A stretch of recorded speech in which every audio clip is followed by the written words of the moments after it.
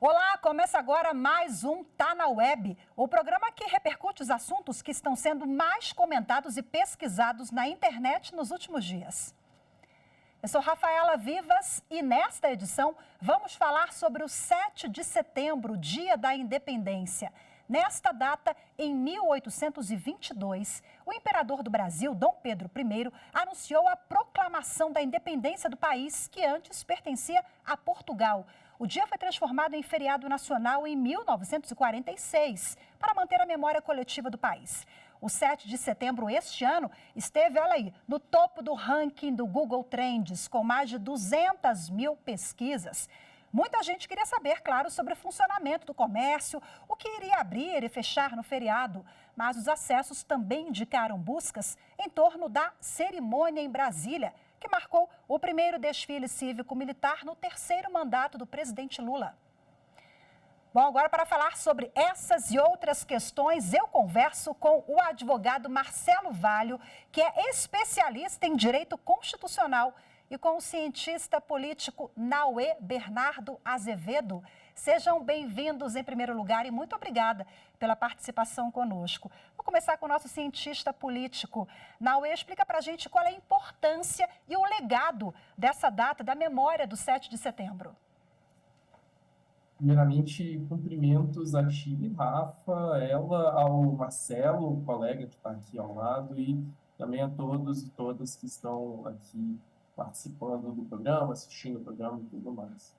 A importância dessa data é mais um símbolo de que o Brasil é um país soberano, é um país que tem o seu próprio povo, tem os seus próprios costumes e tem consigo uma autodeterminação própria que pode e deve ser respeitada no cenário internacional. E também é um lembrete da nossa identidade cívica, enquanto brasileiros, não no sentido de nacionalismo exacerbado, mas no sentido de patriotismo, de sabermos que pertencemos à mesma pátria e que nós temos uma bandeira em comum. E o senhor acha que falta conhecimento a respeito da importância, da real importância da data? As pessoas compreendem o que significa o Dia da Independência, o 7 de setembro, ou há muita confusão por aí? Existe um pouco de confusão, naturalmente, como todo o conteúdo que nós temos, existem informações e desinformações a respeito dele, mas, no geral, o fato de termos esse feriado há tanto tempo contribui para o fato de que as pessoas entendem o que foi o fenômeno da independência. É claro que dentro de um contexto de disputa de narrativas históricas, aí sim a gente acaba tendo um pouco de informação e desinformação demais. Mas, no geral, apesar de não ter um conhecimento muito profundo do que se trata a data de 7 de setembro, a população entende que é um marco histórico importante para o nosso país. Doutor Marcelo, bem-vindo mais uma vez. Olha só, no ano em que a Constituição Federal de 1988 completa 35 anos, já, agora em outubro, o senhor acha que essa data, o 7 de setembro, essa semana onde nós tivemos desfiles cívicos aqui em Brasília, em todo o país, e várias movimentações em prol desse Dia da Independência, né, de mais um ano onde celebramos, o senhor acha que é importante aproveitar o momento para resgatar alguns valores como a importância da cidadania, do voto, desses valores nacionais? Olá, Rafaela, olá, Nauê, olá a todos que estão nos assistindo, obrigado pela oportunidade. Bom, nós partimos de uma Constituição cidadã, né? Sendo que ela faz com que o povo ele tenha um poder nas mãos, o poder de fazer com que haja a enunciação dos direitos e garantias individuais e também de organização dos poderes para tanto. Estamos, então, falando de um ano em que é necessário fortalecer os direitos que o povo tem decorrentes daquilo que está previsto na Constituição Federal. Então, aqui seria interessante lembrarmos, né, que dentro da nossa nação nós temos certos símbolos, né, e nós podemos falar aqui a bandeira, o hino, as armas, os selos nacionais, e aí nos remete, nesse ano, a nosso sentido, né, de patriotismo. eu acho que é importante nós falarmos a respeito, que é o sentimento de amor, devoção, de orgulho à pátria, exaltação dos valores nacionais, aquilo que faz com que, ao ouvirmos o hino nacional, nós fiquemos arrepiados, vislumbrarmos a tremulação da bandeira com um certo amor, né, com relação a essa imagem. Então, é um momento, né, que eu acho que é importantíssimo, principalmente no dia de ontem, que nós tivemos essa nossa data simbólica e fará com que haja essa conexão com essa festividade da nossa Constituição Federal. Nós estamos vendo imagens do desfile de 7 de setembro, desfile cívico-militar aqui em Brasília, que reuniu autoridades dos 3 poderes da República, inclusive teve como tema a cidadania, a união, a democracia. Foi um dos temas do desfile deste 7 de setembro em Brasília. Doutor Naue, explica para a gente até que ponto os símbolos nacionais podem, de certa forma, influenciar o nível de pertencimento do brasileiro em relação ao seu país.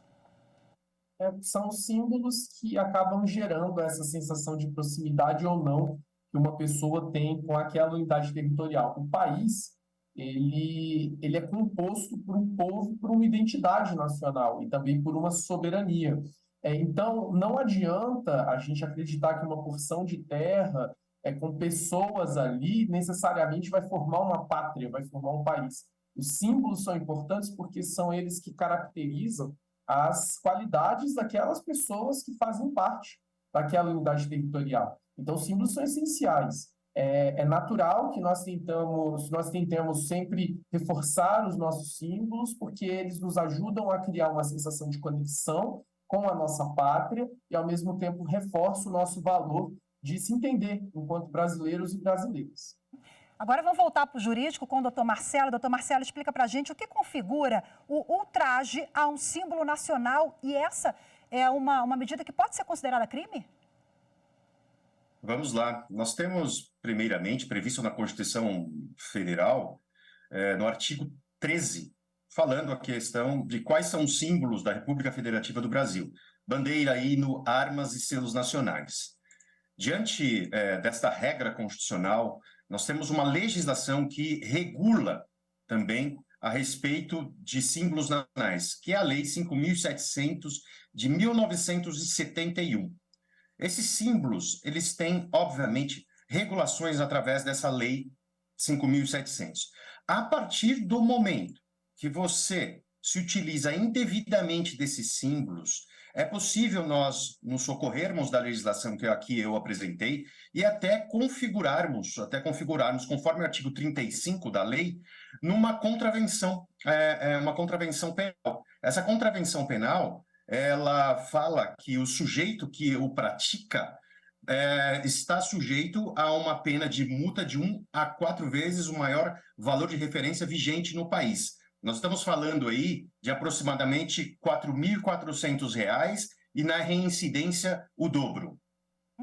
Passar para o nosso cientista político agora. O senhor acredita que falta informação em relação a essas questões que o doutor Marcelo trouxe agora? Muitas pessoas acabam se utilizando ali indevidamente de símbolos, sem nem saber que pode doer no bolso, sim, que existe uma multa e que existe uma previsão legal, uma sanção nesses casos. Falta informação, mas falta, sobretudo, a aplicação efetiva dessa regra. Não basta a regra existir, ela tem que ser efetiva.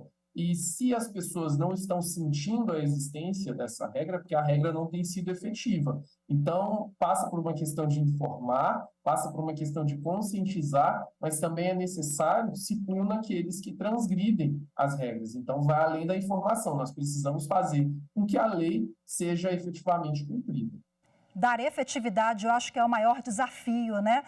Para essa questão e tantas outras no país. Agora eu vou fazer uma pergunta para os dois, para a gente finalizar. Vou começar com o doutor Marcelo e, na sequência, para o cientista político. Doutor Marcelo, a história do Brasil, aquela que aprendemos na escola, lá atrás, meus filhos estão vendo isso agora, ela é fiel aos fatos que culminaram no 7 de setembro, lá atrás?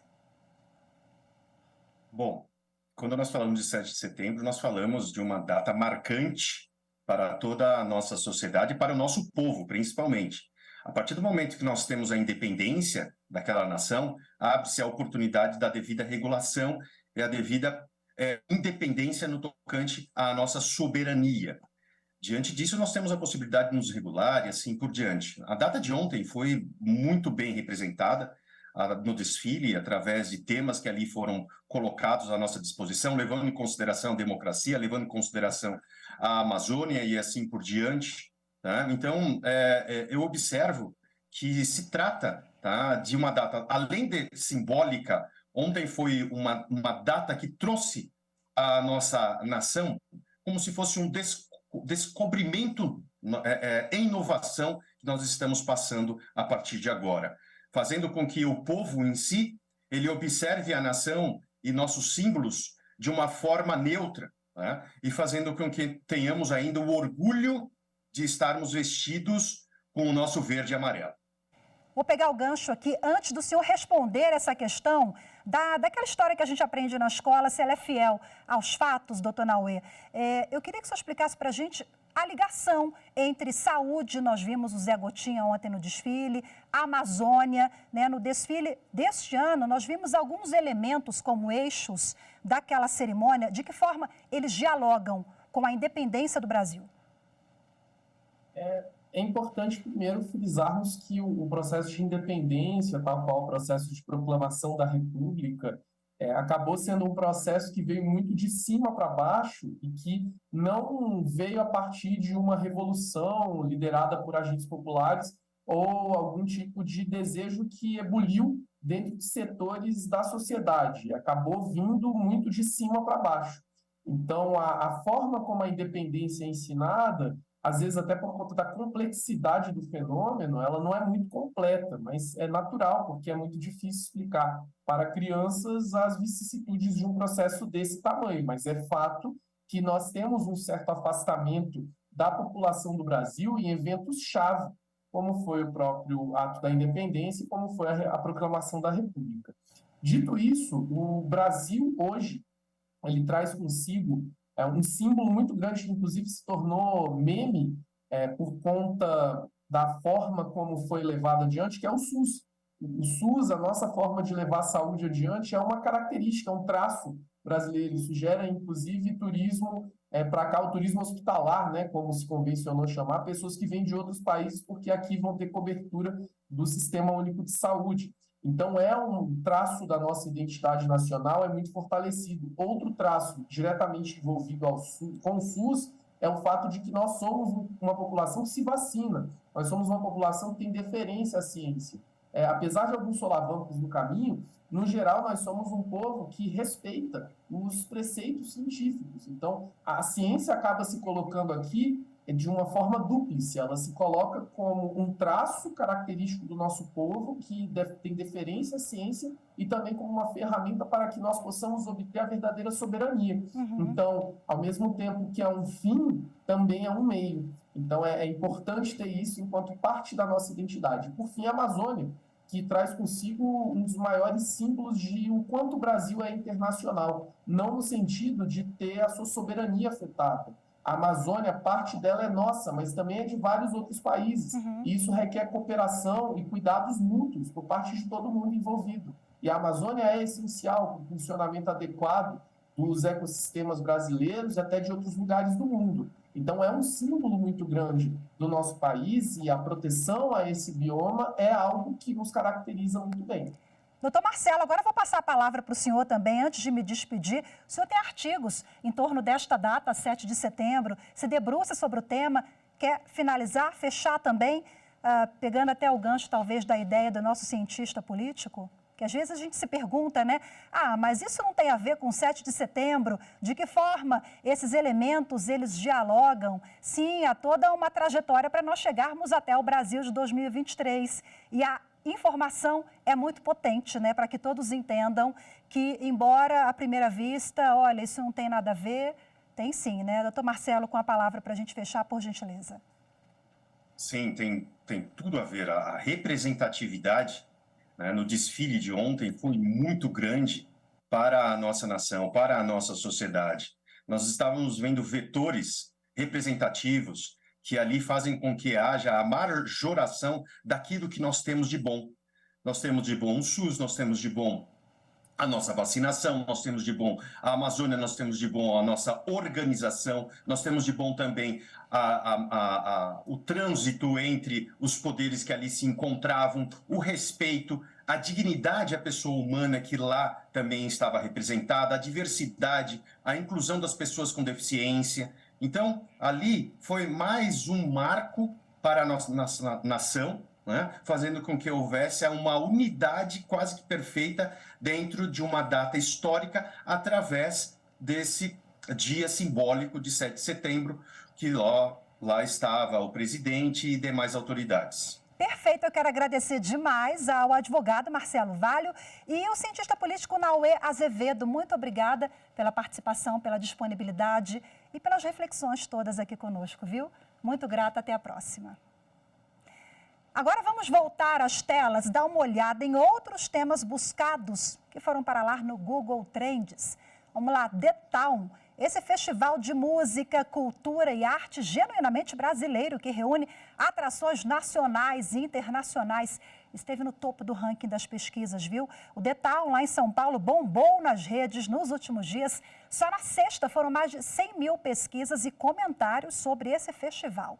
Rio Grande do Sul também esteve entre os temas mais pesquisados, isso porque após aquela passagem do ciclone extratropical, novas chuvas atingiram o estado nesse feriado de 7 de setembro. Segundo a Defesa Civil, 42 pessoas morreram até agora. Foi a maior tragédia climática da história do Rio Grande do Sul. Daí, o topo ali, o Rio Grande do Sul ocupar o topo do ranking das pesquisas, das curiosidades, das notícias, da procura no Google Trends.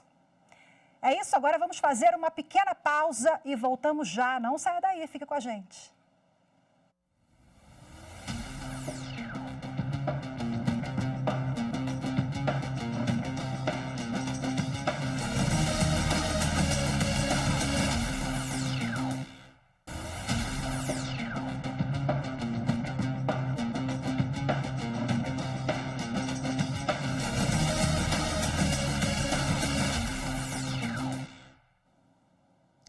Web de volta para alertar agora sobre um golpe novo na praça e desvendar uma desinformação que andou circulando pelas redes e grupos de WhatsApp por aí. Confira no quadro Era Fake.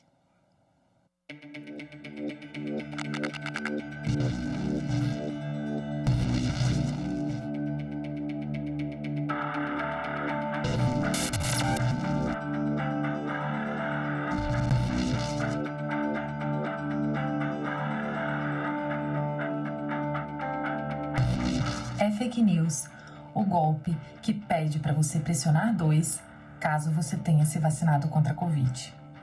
O Ministério da Saúde e nenhum governo estadual está fazendo esse tipo de ação. Aliás, e inclusive, todo cuidado é pouco. Avise aos seus familiares para que sempre que receberem ligações, mensagens, pedindo ou para você pressionar um número ou para você fornecer algum código, geralmente são hackers tentando invadir o seu dispositivo. Então, todo cuidado é pouco. Não forneça senhas, não forneça dados pessoais e nem tampouco pressione números quando alguém te liga, porque isso é fake e pode resultar em hackeamento e em golpe. Desde o lançamento do Pix em 2020, essa ferramenta que facilitou a nossa vida por ser um método de transferência fácil, rápido, infelizmente, também vem sendo usado para golpes dos mais variados. Agora a gente vai avançar nesse assunto com dicas e orientações para não cair em ações criminosas como a que mostramos agora. Meu convidado neste segundo bloco é o especialista em segurança Marcelo Lau. Olá, Marcelo, seja muito bem-vindo. Muito obrigada pela sua disponibilidade. A nossa advogada de Direito Digital já adiantou um pouquinho ali, né? Não existe isso do Ministério da Saúde ligar para você, apertar tal número, né? Nem bancos. Mas, geralmente, eu falei golpe novo, mas esse golpe já vem aí acontecendo há muito tempo e agora utilizando o Pix, né? Infelizmente, o Pix, essa ferramenta tão bacana, servir para isso, né, Marcelo? Pois é muito triste perceber que existem muitos golpes na praça. Algumas questões aí têm que estar esclarecidas. Por exemplo, enquanto à geração de uma chave do Pix, né, muitos inclusive têm receio e não recomendo que muitas vezes essas chaves sejam eventualmente compartilhadas. Existe um outro perigo também que a gente deve levar em consideração, que inclui especialmente receber ligações telefônicas e fornecer informações ou realizar ações que possam colocar em risco o próprio cidadão. Hoje, graças a Deus, nós temos um sistema financeiro extremamente robusto em relação à segurança. Entretanto, os criminosos estão se inovando a cada dia. Quais são os métodos mais comuns, os golpes que ocorrem com uma maior frequência, Marcelo? Bom, infelizmente, com o advento da pandemia e isolamento social, muitas pessoas começaram a utilizar meios eletrônicos para fazer pagamentos. Então, a primeira dica importante: tome cuidado com o seu cartão. Leve apenas consigo cartões que são necessários e evite dar o seu cartão nas mãos de um outro indivíduo, porque ele pode se aproveitar de alguma situação de desatenção, até gerar uma fotografia, uma imagem da frente do verso do cartão, sem contar que, às vezes, o criminoso ele substitui o seu cartão por outro de outro indivíduo para poder fazer pagamentos. Inclusive, tome muito cuidado com aquela cesta de café da manhã que você acabou de ganhar num suposto aniversário onde você precisa pagar uma taxa, apenas uma taxa de entrega. Tome cuidado, isso é golpe. Então, existem muitas preocupações hoje que rondam o e-commerce, situações presenciais que nós realmente, de fato, devemos nos cuidar. No caso do Pix, dá para confirmar que eu fiz o Pix para aquela pessoa e foi, de fato, aquela pessoa que recebeu? Excelente pergunta, porque muitas vezes as pessoas passam a chave do Pix, mas além da chave, como que eu confirmo que é o indivíduo? Então, a primeira coisa, nós temos que conhecer na medida do possível o nome da pessoa que nós estamos fazendo a transferência. Segundo ponto importante, se nós soubermos alguma informação, pelo menos de parte do CPF ou do CPF inteiro, para fazer a confirmação de uma transação antes de efetivar o pagamento, isso será super importante. E todo o Pix, ele também informa a agência, o banco que irá receber tais valores financeiros. Então, se você também tiver esse dado, o Pix ele pode ser feito de uma maneira muito segura se você vier a confirmar esses dados antes de efetivar a transferência bancária. Marcelo, já ouvi falar muitas vezes que não é bom utilizar o CPF como chave Pix, né? É fake news? Isso pode dar problema mesmo? Ou é bom usar uma outra chave para não dar publicidade a esse tipo de documento tão sensível? Bom, vamos considerar se as transações forem feitas para alguém que normalmente você não transfere valores financeiros, você pode criar uma chave aleatória. Isso seria uma excelente medida. Entretanto, para transferências que sejam comuns para pessoas próximas, você pode utilizar, sim, não tem problema em relação ao CPF, desde que você saiba para quem você irá fornecer essa informação. E o mesmo vale também, com o uso de chave Pix, o seu número de celular. O e-mail também é uma alternativa muito boa, mas devemos ficar atentos. Se você tem um banco, você pode ativar mais de uma chave de Pix. Entretanto, se aquele CPF já foi utilizado numa instituição financeira, ele infelizmente não poderá ser utilizado como identificador de outra conta em outra instituição financeira. Ainda pegando o gancho do Pix aqui, quais são as ferramentas que podem inibir a ação de criminosos? Por exemplo, dependendo do banco, você pode limitar ali, né? A partir de tal hora só posso fazer transação por Pix do valor X. E tem outros mecanismos também. Quais são as dicas? Bom, primeiro é avaliar junto com o banco, inclusive com o aplicativo que você possui, a implementação de medidas que incluam horários para a realização dessas transações e limites financeiros. Então, eu recomendo, caso você não tenha o costume de fazer transferências em grande volume, delimite um valor relativamente baixo, para que, caso você seja vítima de um criminoso, você não tenha que sofrer um prejuízo. Hoje, existe muita preocupação em grandes cidades sobre portar smartphones. Inclusive, bandidos se aproveitam de smartphones desbloqueados para poder ter acesso às contas bancárias. Então, vão algumas dicas, né? Não anote a sua senha, não use senhas de fácil dedução, que seja uma sequência numérica, tampouco uma data de nascimento, e não utilize os bloquinhos de anotação para colocar essas tais senhas. Lembre-se, o seu smartphone também é um computador. Utilize um antivírus. Um antivírus gratuito é melhor do que nenhum antivírus, porque, infelizmente, ele se infecta nos dias atuais. Marcelo, antigamente a gente associava, né, aos mais idosos, ou que não tem tanto manejo ali com rede social ou com o telefone, essas pessoas são mais vulneráveis. Hoje não tem mais isso, ou esse cenário está mudando um pouco, porque os criminosos eles estão muito atentos. E eles se valem de medidas, enfim, de estratégias, que é muito parecido com a realidade. Você olha ali determinado boleto, por exemplo, ou páginas da internet, né, que mesmo quem entende fica ali, opa, será que isso é golpe, não é? Então isso é um mito, ficou no passado aquela história que os idosos eram mais vulneráveis? Qualquer um pode cair se não tiver atenção redobrada? Bom, eu acho que assim, existem vários grupos que podem cair, infelizmente, em fraudes. E vamos lembrar exatamente do boleto.